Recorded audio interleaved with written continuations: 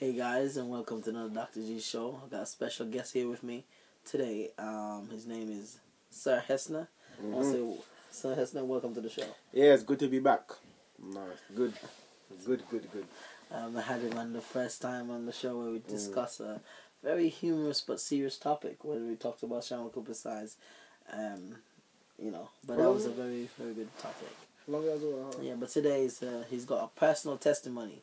A life-changing experience that he's been through that would hopefully empower you guys, and how significant it is to keep the faith and believe in, even though things get rough.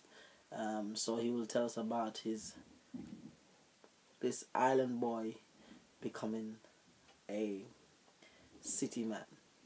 So let's tell us where you're from. And well, me, I'm from Jamaica.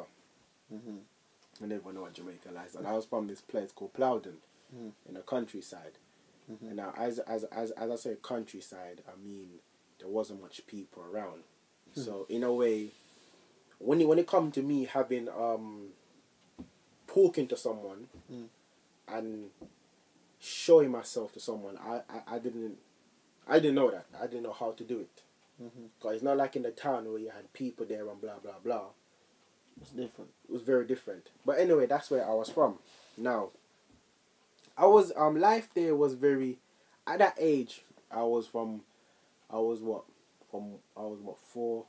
born there. So growing up there, it was very simple. It wasn't, obviously, when you're a kid you had no stress, no worry.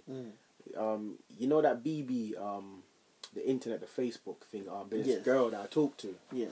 I recently got a contact. And she's like, do you remember back in the days we used to play the mango tree with no stress, no worries? I think it's so. Would you say? Are you saying now that you're here in the city, you're looking at the comparison to knowing that it's the country life or the simple life? Where very simple life. Simple life and simple. There was simple. no stress. There was no stress. Obviously, there was stress sometimes. I'm not lying to you. There was stress, but there wasn't. The pressure now that obviously me and you face in our personal life now is completely different from back then. And you know the scale I'm talking about. When it comes to getting a job, when it comes to family, when it comes to baby mom, the scale was totally different. So I understand that you tell us about your parents leaving, and how did you make you feel? Well, my mom left me when I was 2. She left to come to England. Obviously, her and my dad, the relationship wasn't stabilized. Obviously, so she left when I was 2. She came to England, and I remember a few years later, I was growing up. My sister was always talking about mum, and I'm like, well, who is mum? Okay, yeah, I seen photos of her. The first time I saw a photo of her is when I was 4. And I can remember that. So they're always talking about mum this, mum cool, mum send you money, but who is mum? I know she had me, but do you know her as a mother, as a friend? They know her because they had time to spend with her. But in my case, okay, she had me, but who is she?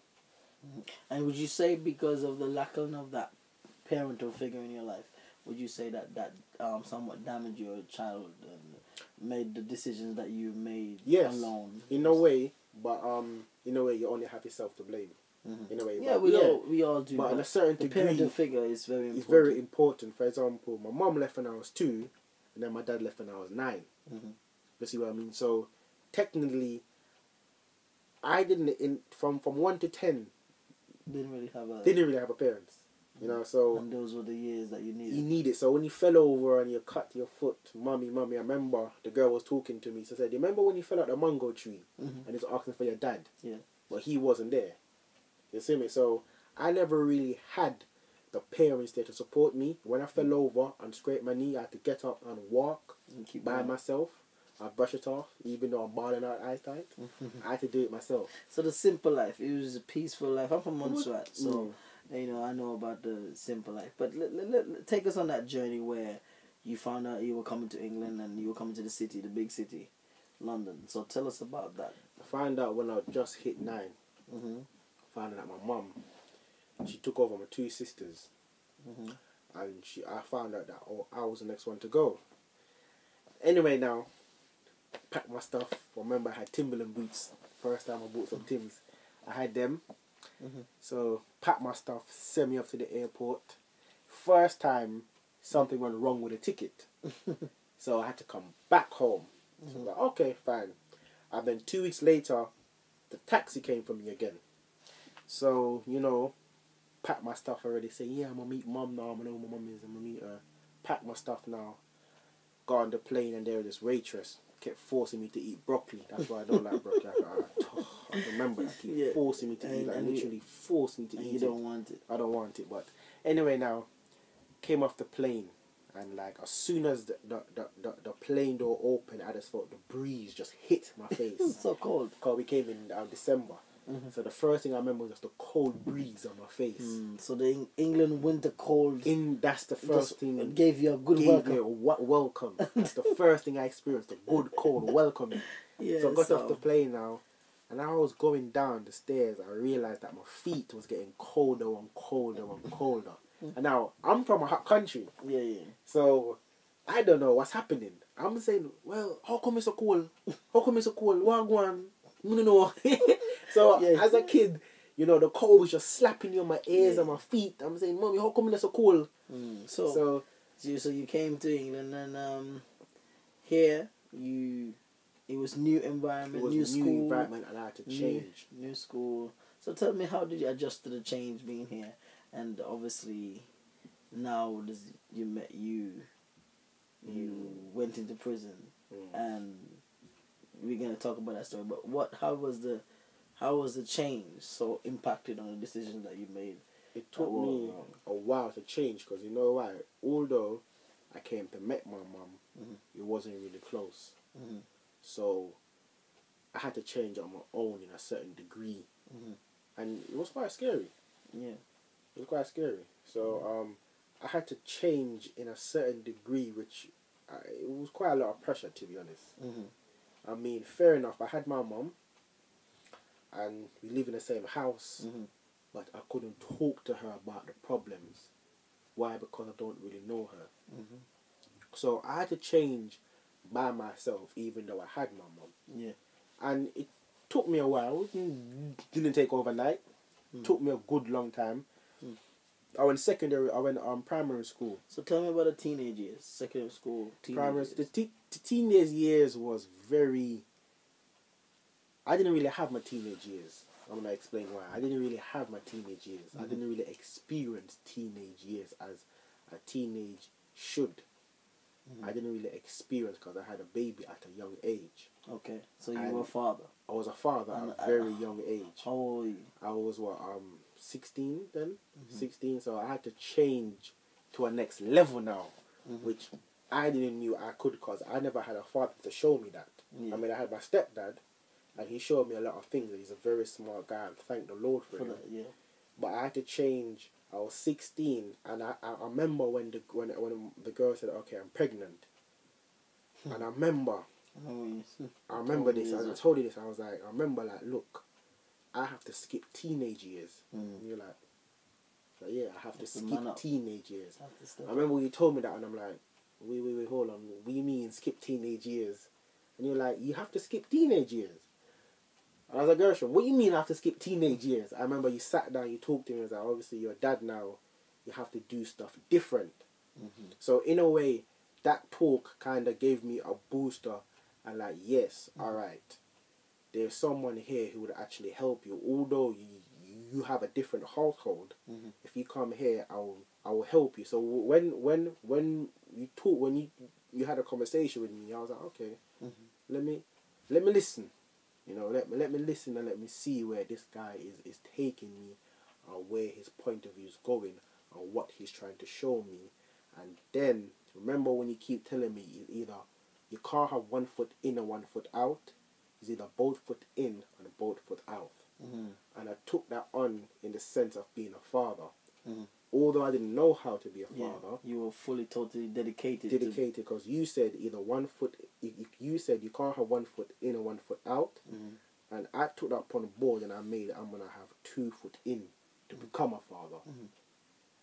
So that's what I took from you when you said that. Yeah. So I put 2 foot in to becoming a father. And I think your daughter's now reaching out to you. She's three going on 4 now. 3 years.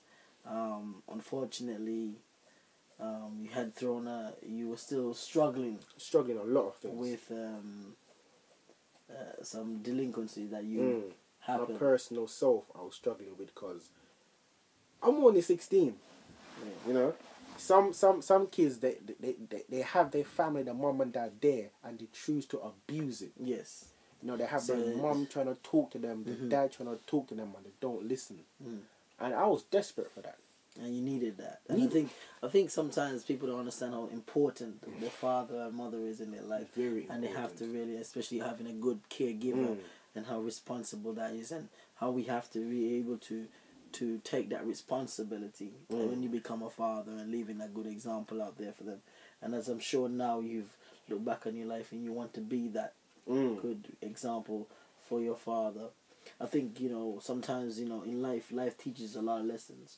But here is your father at 16, and you were struggling with finances, and finances pushed you to make decisions that were wrong and to take shortcuts. And you know, in the back of my head, I knew I shouldn't be doing that because obviously, your family, you've got a strong background, and obviously you're a leader of your relationships and other stuff. So. And I remember you keep saying you can't have 1 foot in and 1 foot out. So back of my head, I knew that look, what I was doing was wrong. Yeah, because every time you see me, what, you got 1 foot in, 1 foot out? Can't do that. Yeah. So can't do that. Let's talk about, you made a decision. You did what you had to do, which is commit a crime, which you didn't do it because your friends were there. And you got into unfortunate because you're going along with your friends. They was stealing and whatever, and this was happened, right? And you were there. Anyway, we won't talk about that too much. But you got sentenced. For you got sentenced. How long they gave you? 2 years 6 months. 2 years 6 months.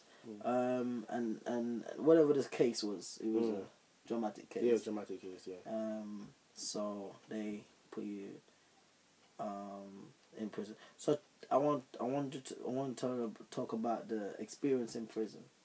It was how I know you when I saw you. You told me, man, you're a new man. Yes. Changed man. Yeah. So I want to know what happened in prison. So tell me about. When I went in there, I kept myself to myself, and I met some very, very good people. But those people have a relationship with God. That's the difference between a people who's in prison for what they're doing, and who's in prison for that's the difference between someone who's in prison doing their time and someone who is in prison who's changing. Like this guy named Emmanuel, they had a relationship with God.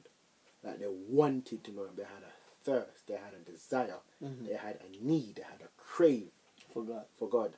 And I remember when I first met him, and I was around him, and I realized, like, look, this guy is growing and growing. He's becoming stronger. His spiritual bond with God is becoming stronger. Yeah. So those are the people that I was around, and I thank God for that, because those people really open up and show new stuff to me, and show new things, and say, look, the life you're living on earth here is not important. If you gain life here on earth, you don't gain life. You don't get life in heaven. If you lose your life here on earth, you get life in heaven. Now, that doesn't mean kill yourself. What I'm saying is, if you pick up the will of God, if you pick up as they say, deny yourself and pick up the way of the Lord. That's what it means. And that really showed me more. That really showed more to me. Because basically said, Jesus is coming back.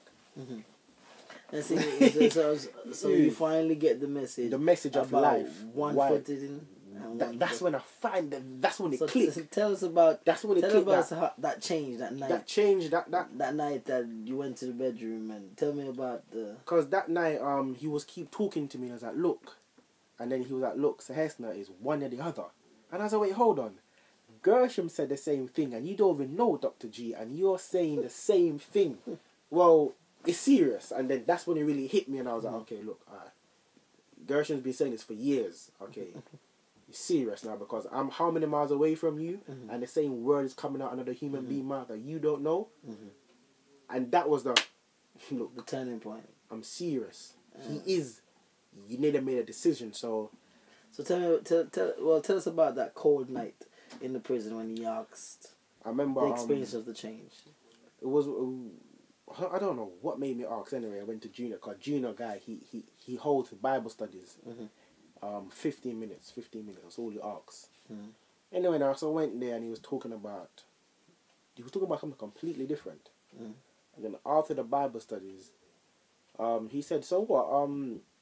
What? Don't you feel him? Don't you feel his presence?" And I was like, yeah, there and then. And he's like, okay, before you go to bed, just say, Lord, I pray that I feel your presence and I pray for you to have mercy on me. That's all. So I went to myself, I was like, Lord, have mercy on me. I pray to feel your presence. Now, I'm there in my heart, doubting. Oh, this ain't going to happen, man. I'm a sinner. He's too busy. He's too busy for me. It was cold and I went to bed. And then I remember I woke up at 3 and I went to get a glass of water and I went back to bed. Turned around 6 now. Yeah. And it's just like this heavy presence. And this presence couldn't fit in the room. Couldn't fit in the room. It was just heavy. It was just strong. It was just, you can't hold it. You can't control it. It's something completely different. And then I woke up. Obviously, I was scared. I woke up. I was scared. I turned the light on. I woke up scared. What do you expect? I'm not going to lie to you in front of the camera saying, oh, yeah, I sat there brave. No, I woke up scared. I woke up scared, sweating. Because that present feeling was going to kill me. I never felt that before. And then, like, just from then, he just started to do certain things in your life. And he began to change the way how I feel inside and the way how I think and the way how I speak. And now when I talk to people about that, they say that's not important, but as God said, whatever come out your mouth is in your heart. Oh yes. So therefore, I'm trying to change inside of me. And he did that. He did that for, it took 16 months and 30 days. And he did that. I'm still counting.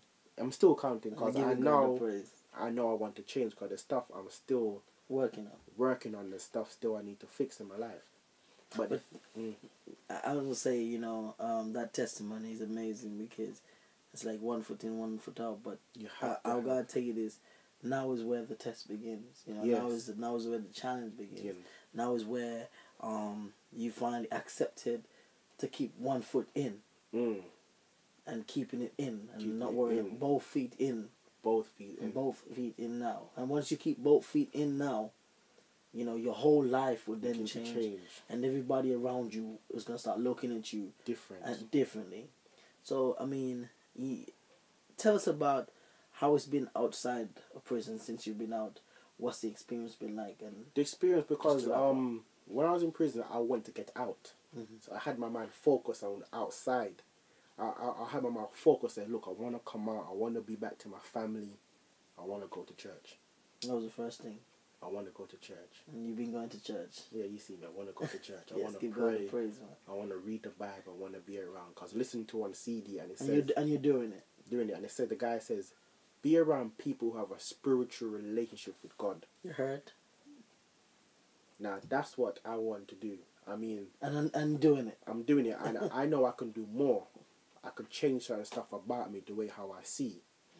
But what I'm saying is, if what I've learned is God listens. Yes. Even if you're a sinner, he listens. And if he knows that you want to change, he will change. Because apparently, this is what I've learned. We draw away from God. God don't draw away from us. God listens to every single prayer and he answers them. But his ways is different from our ways. And as you say earlier on today, stop riding the bicycle and press the button and he will take you forward. It's just autopilot. Autopilot. I think I don't know if our YouTube viewers will get this, but you know, one thing I say to everybody is first thing you gotta love yourself. Yes. And when you love yourself, and I will tell you, once you love yourself, you want the best for yourself, and the best thing you could ever have is God. And once you have God's love and understanding who God is, He would then change you. He would then change you and empower you to becoming that better person, becoming that person that will touch lives and make a difference in their lives. Yes. And I say, listen, man, thank you for your story and your but testimony. before I stop, even when I was in Jamaica, he was still there. Yes. He's there all my life. All the life. Although it just me personally took me 20 years, but he never gave up on me. Never. Just to say that. Never. So don't think because I went prison that I changed. No, the change was coming. The change was coming. It's always been on the tipping. Yeah, then eventually it's like, okay, look, I'm I accepted that, you know what? He's always been there. I'm going to let God take control. But I'm going to say thank you for coming to the show and sharing your testimony.